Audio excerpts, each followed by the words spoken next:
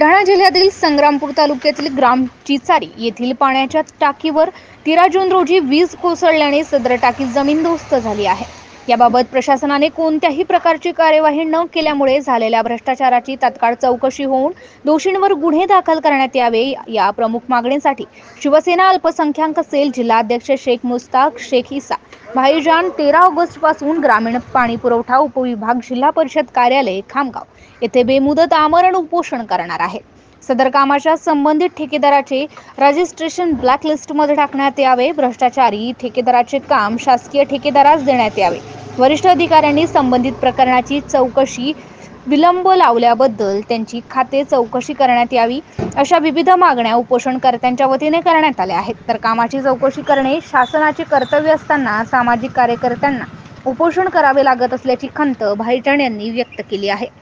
MCA news Marathi करिता रवींद्र शिरस्कार, संग्रामपूर।